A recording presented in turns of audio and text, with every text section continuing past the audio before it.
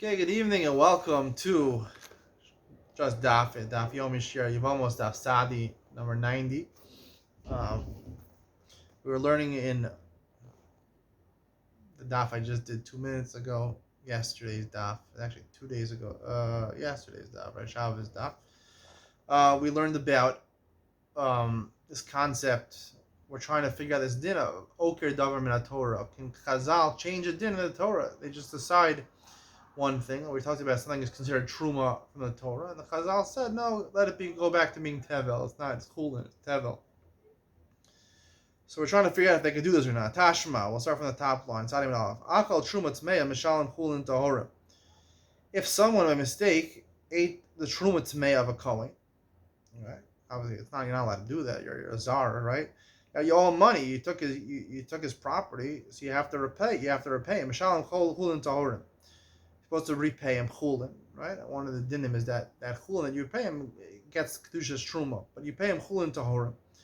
You're supposed to pay him chulin, which is Torah, because now it's become truma tahora. You don't need truma tmeya, because then he only can use it to use a fuel for his fire. Shilim chulin tmeyim. If you get chulin tmeyim, sumchas amar mishum Rabbi Meir b'shogeg shlosh tashlum of tashlumin. The mayor says if you did it by accident, you didn't realize that it was tamei, it's a good payment. Amazing ain't tashlum of tashlumin. Did it on purpose, it's not good. In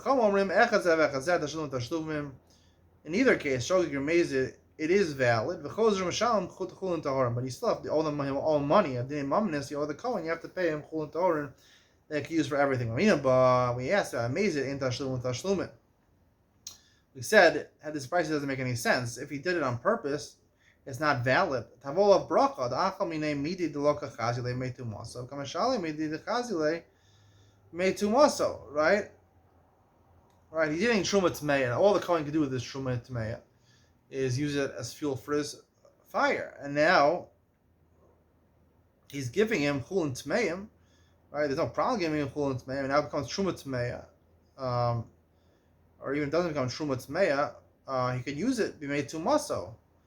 Or if it remains chulin, he can use it as chulin. He's tamei. But if it's truma, he can still use it to burn on. You're not losing him anything. You can use it as fuel for his fire. I'm a Rava. Amri la kdi.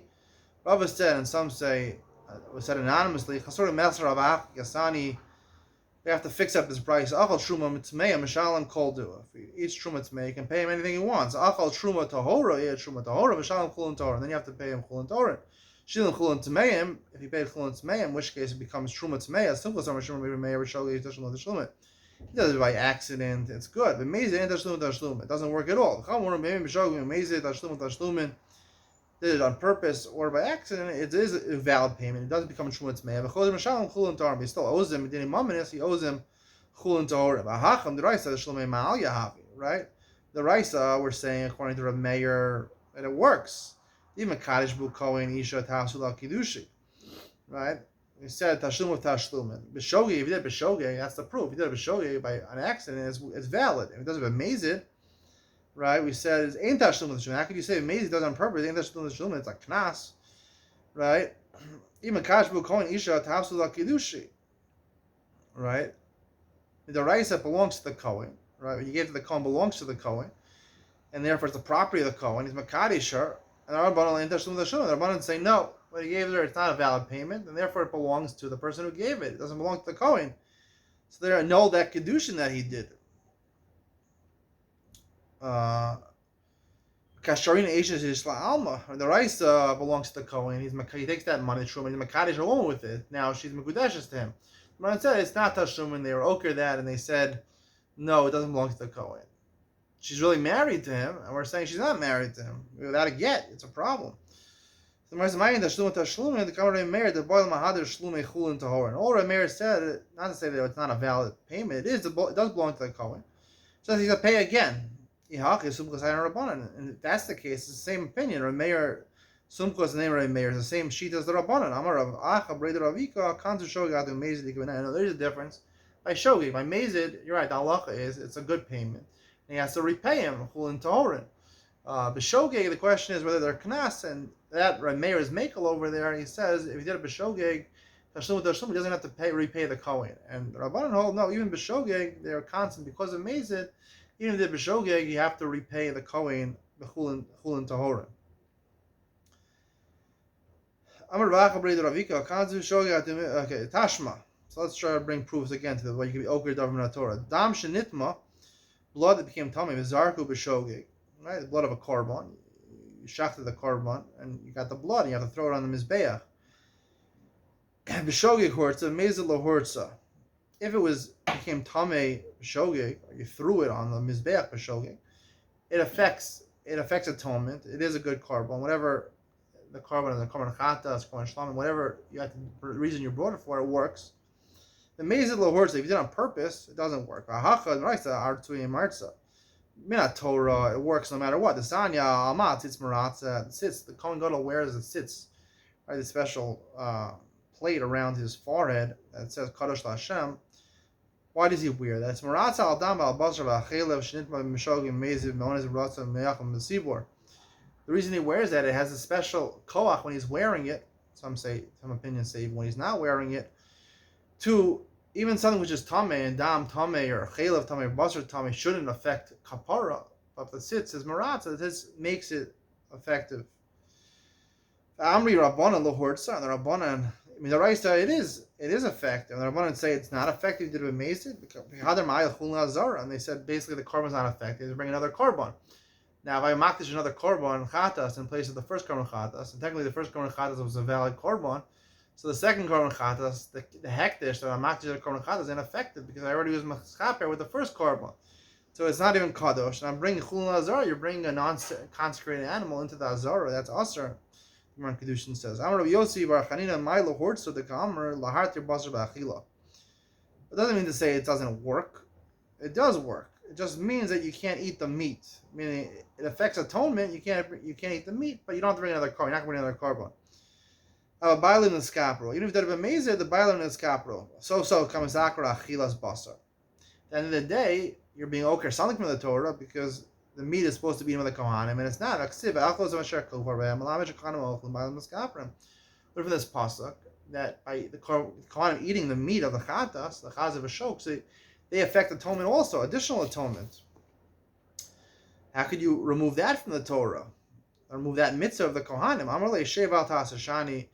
You're right. The Gemara concedes you're allowed to be oker davar min Torah. You're allowed to uproot something from the Torah as long as it's sheval tasa, meaning instead of the kohanim eating the meat, we say don't eat the meat. Hold on, don't eat the meat. You're not bring chulun azara. You're not be a daim doing something progressively. We'll get to that in Nihah Ben Sion, where you're going ahead and changing something. You're getting up and doing something against the Torah, which is not the rule of the Torah. Top of Sadim and Beis Amar Lei Bayilo Suveich Arel Hazavi Zemel Sadim Zizav Kivzei Azer Shofar Lulav Hash the Jonathan Shevat Hasel Maker who Kulunami Shevat Hasa Ninu. He says, before you gave me this answer, Shevat Hasa is different than Kum Be'esai. I had a bunch of questions for you. I had more questions for you. For example, Arel. An Arel is somebody who didn't have a bris milah. When you have a bris milah right before Pesach, so the Gemara Pesachim, we treat it like he has tumah, like he came in contact with a dead person. So therefore, midrabanan, he's only din rabbanan. Right after you have a bris milah, you're not tamei. Midaraisa only rabbanan. And they said based on that, you're not going to bring a korban Pesach. You treat it as tamei. You can't bring korban Pesach. Okay, the mitzvah bring korban Pesach. Hazah, similarly, if you're supposed to get sprinkled, your tummy mace, the last day you're sprinkling is on Shabbos before Pesach, right? And Erev Pesach falls out on Shabbos, and you get your sprinkling and be able to be Torah to bring your korban Pesach. And the Rabban, we don't do Hazah, Tikkun Gavra, you're not supposed to be knocking a person, you're not supposed to do Hazah on Shabbos. So the Rabban, they said don't do that, so therefore the person, the Oker is bringing korban Pesach. We Zemel, a Mila knife, you're not supposed to bring even through a Rishuyas the Rabbanan, where there's only a problem carrying me the Rabbanan.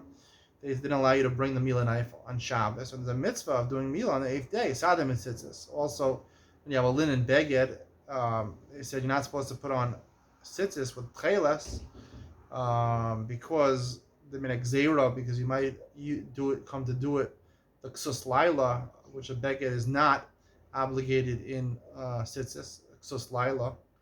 It's miyuchad for wearing at night. So, and therefore there's because tchelet has to be from something with semer, from wool. It has to be wool colored with a dye. And only if it's chayiv and tzitzis, then you have the essay dochalosa say of kilayim, because linen beged with tzitzis that are wool would be kilayim. The only reason you're allowed to do it is because essay dochalosa, we learned in the beginning of the Masechta.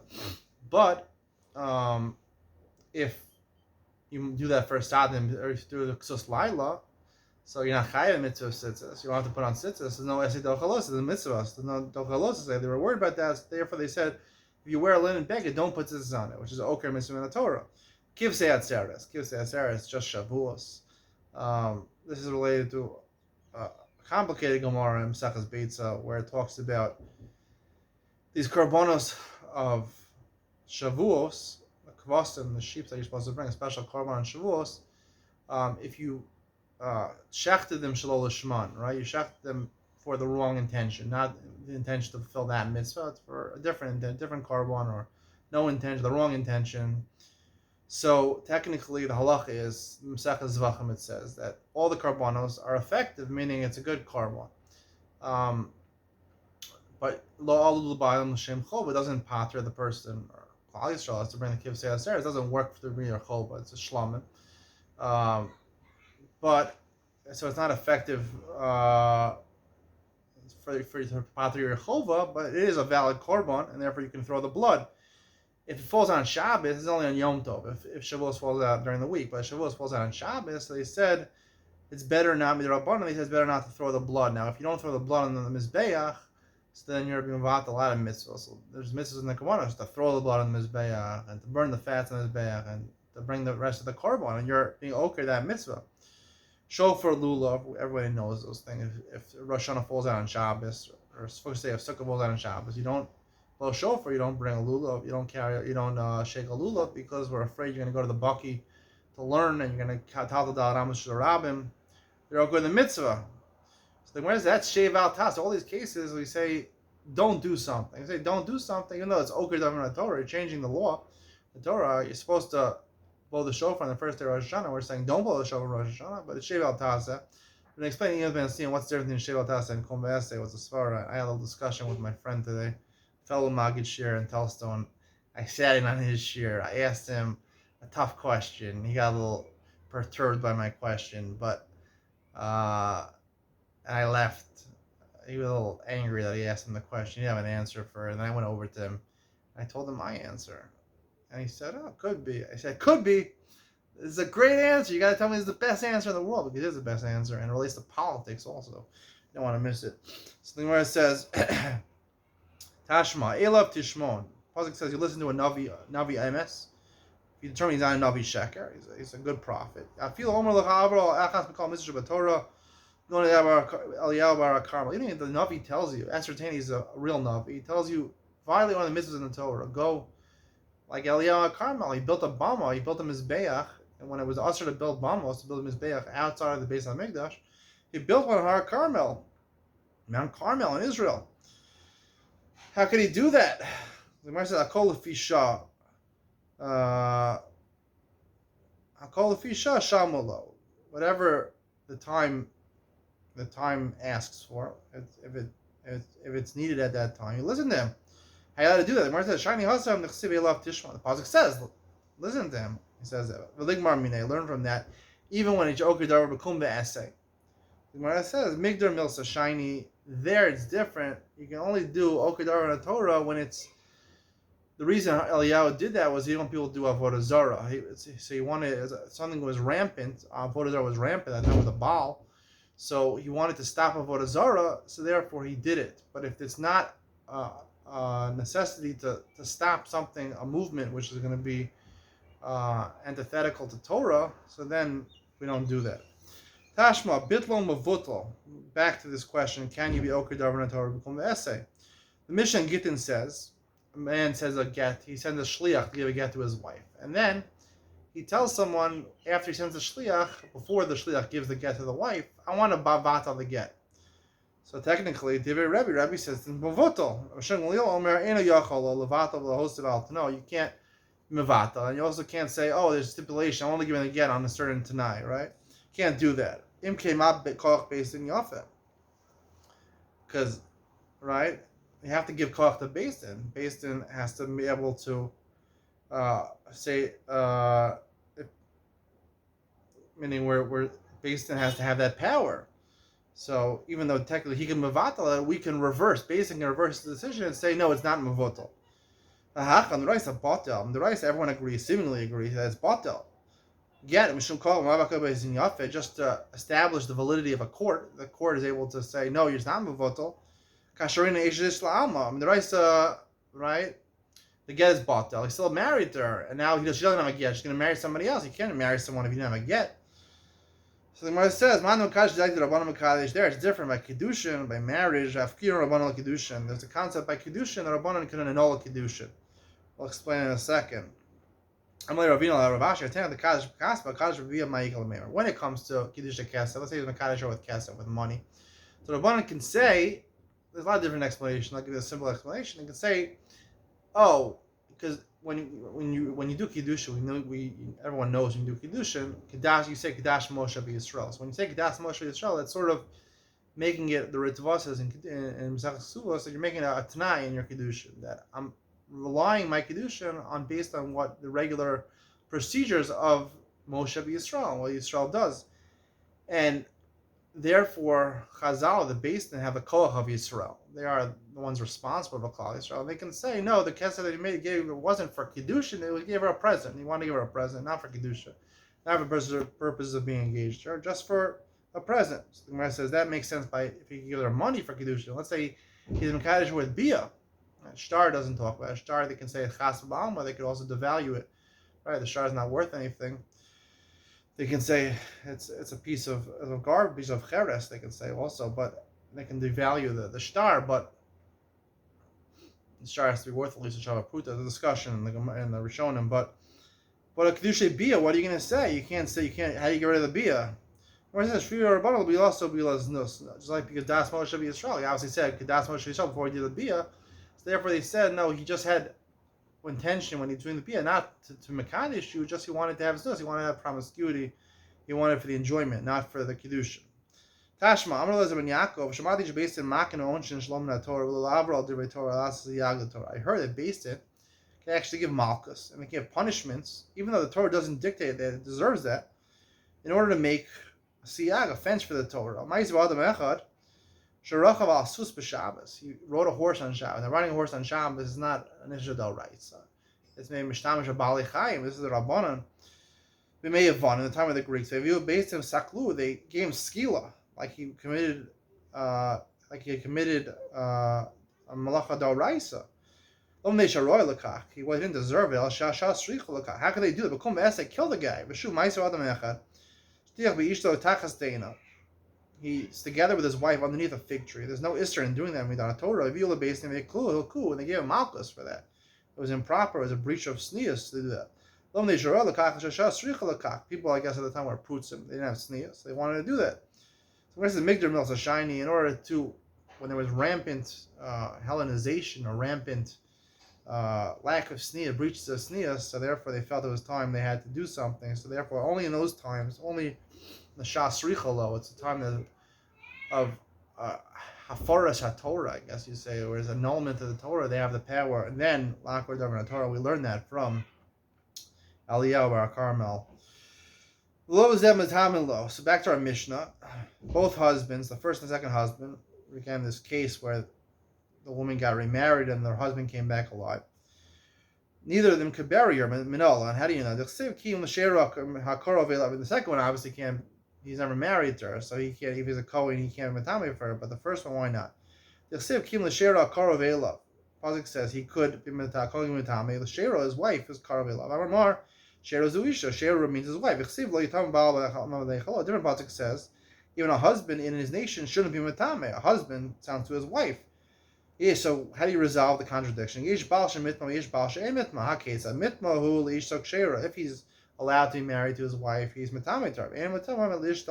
Now, his wife is technically his first wife. She's a sota midrabanan, so therefore, even the rabbanan is not allowed to be matame to her because he's not allowed to be married to her, because right when your wife commits adultery, so therefore now she's also laboa, she's also labal. even though it was a mistake, but it's still also midrabanan. She's sota midrabanan, so therefore midrabanan he can't be matame for her. So neither husband gets whatever she finds. Why was the reason they're masakin that a woman finds something that belongs to her husband? It shouldn't be fighting, shouldn't be jealousy among a husband and wife, right? If the wife is able to things she finds to keep for herself, the husband's like, listen, I'm your husband, I'm in charge of you, I'm responsible for you. I deserve to get what you find. Here, we want them to be divorced, so we want them to have strife between them, enmity between them. So therefore, he doesn't get it. He doesn't get whatever parnasa, whatever income she brings in. Why does he merit the income of his wife? Because he's responsible to feed her. So in place of feeding her, he's responsible to make sure she has food to eat. So therefore, he gets a parnasa. Here, when a Tanai Ksuva, they took away from her. Therefore, he doesn't get in turn the Ma'aseh Below Mayfair Nadara, you can't annul her Nadarim. What's the reason the Torah allows the husband to annul her Nadarim? Kadesha, this kind of Gana shouldn't be repulsive in his eyes. Most of the Nadarim he's allowed to be Mayfair, only things Beino Lebena, or Nefesh, things that make the woman disgusting in his eyes. She just takes a neder, she's gonna go on a crazy diet, or she's not gonna be together with him, things like that. So therefore, Hachad this Gana here. Let her become repulsive. We wanted to get divorced. Allah because he gets divorced. So therefore, there's no reason to allow the husband to make for the Darim. That's the end of today's share. Stay tuned for Ben Sion coming up right now.